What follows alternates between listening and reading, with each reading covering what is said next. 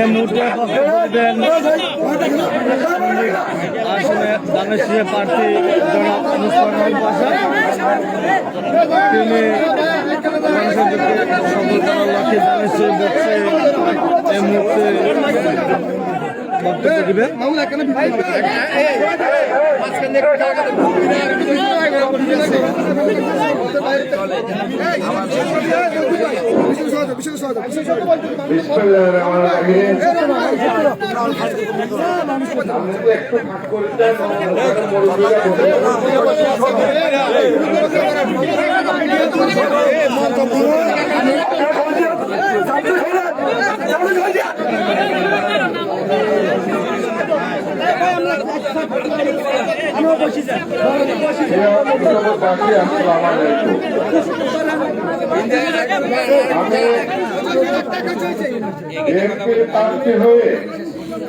আপনাদের কাছে উপস্থিত হয়েছি আগামী 12 তারিখ নির্বাচনে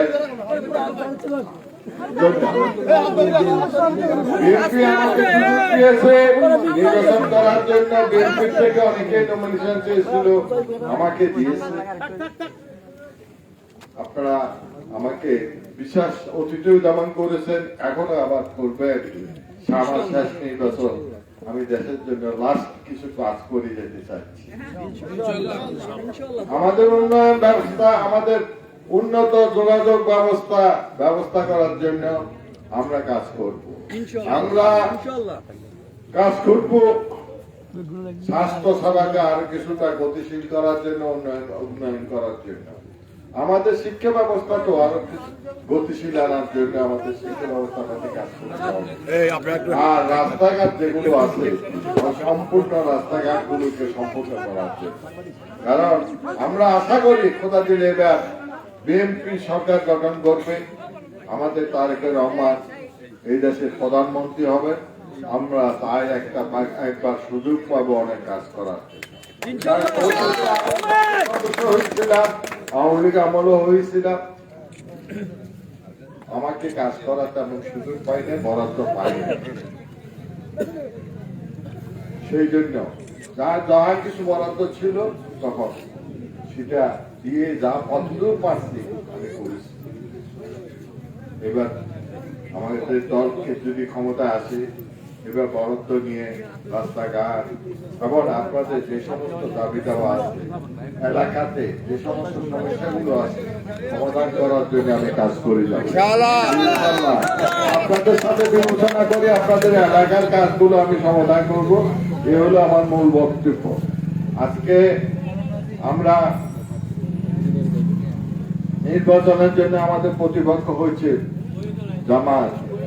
জামাতে ইসলামী। আমাদের সাথে কাজ করেছিল অতীতে, তারা আমাদের পাশে ছিল, আমরা সাথে সহযোগী সংগঠন হিসাবে কাজ করেছে। এখন তারা আমাদের প্রতিপক্ষ। তারা কতদূর কি করতে পারবে না করবো, আপনাদের এলাকাতে কতদূর কে কি আছে সেটা আপনারা জানেন ভালো আমার থেকে।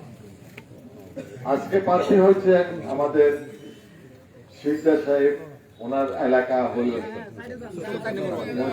মুসাফর 4 নম্বর ওয়ার্ড। ওনাকেও আপনারা আমাকেও চেনেন, আপনারা আমাকেও চেনেন, তাকে ওনাকেও চেনেন।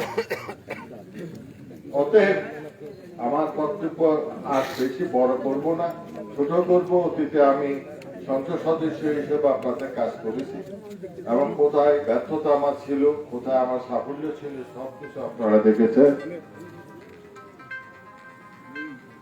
আপনাদের কাছে শেষবারের মতো আমি আসছি। এটা আমার হয়তো জীবনের শেষ নির্বাচন, আর নির্বাচন করার শক্তি আমার থাকবে না, কারণ আমার বয়স এখন 80 কাছাকাছি। সবাইকে আন্তরিক মোবারকবাদ জানাই। আগামী 12 তারিখ নির্বাচনে অংশগ্রহণ করে আপনারা আমাদেরকে মূল্যায়ন করবেন, আশা ব্যক্ত করে আমার বক্তব্য এখানে শেষ করছি।